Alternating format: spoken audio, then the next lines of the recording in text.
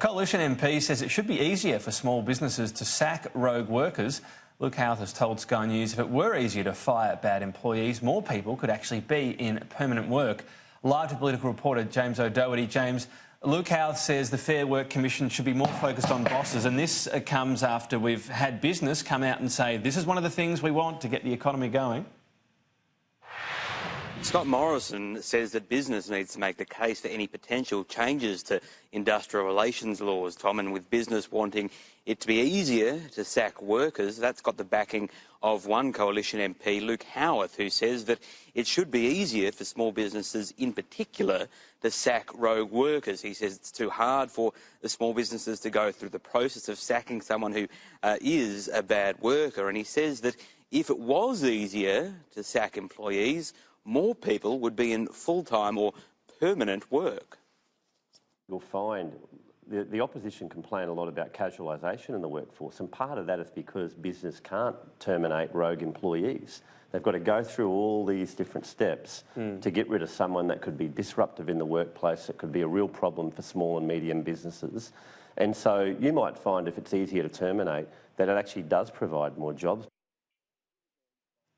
This is a fairly bold proposal from Luke Howarth, and one that would be particularly easy for Labor to attack as the Liberals being anti-worker. But Luke Howarth says that it's something that would help small businesses, particularly those with a turnover of less than $10 million.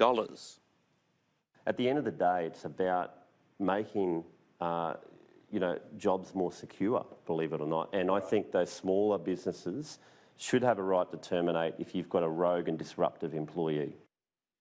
So the word went out there from Scott Morrison, business give us an idea, here's an idea, and here's a Coalition MP saying it's a good one. We'll see where it goes. James, meanwhile, the government wants the Senate to sit without break until its tax cut. It doesn't control the Senate, but it wants them to sit there, argue as much as they want, hour after hour. You might be staying here in your pyjamas one night next week.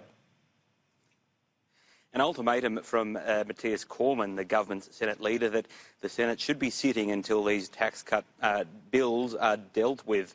This, of course, comes with Labor still debating about what to do if that bill is put as a single one and not split up as the opposition wants.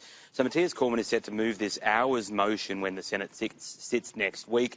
That would go to a vote and would need the support of either Labor or the crossbench. Now, been hitting the phones today trying to suss out where this bill or where this motion might go. Labor seems to still not be committing to a position at this stage, so that's still unclear whether Labor would support the Senate sitting until the bills are dealt with, bearing in mind that if there is a change to the bills in the Senate and go back down to the House, then go back up to the Senate too, so Labor could try to split them in the Senate, but they would get knocked back in the House. Now, as for the crossbench, well, the Centre Alliance is still formalising their position as well. Pauline Hanson, though, she'll be opposing this hours motion, Tom. So whilst there is an ultimatum from Matthias Cormann that the Senate should be sitting without a break until it's all dealt with, you'll still need the votes to make that happen.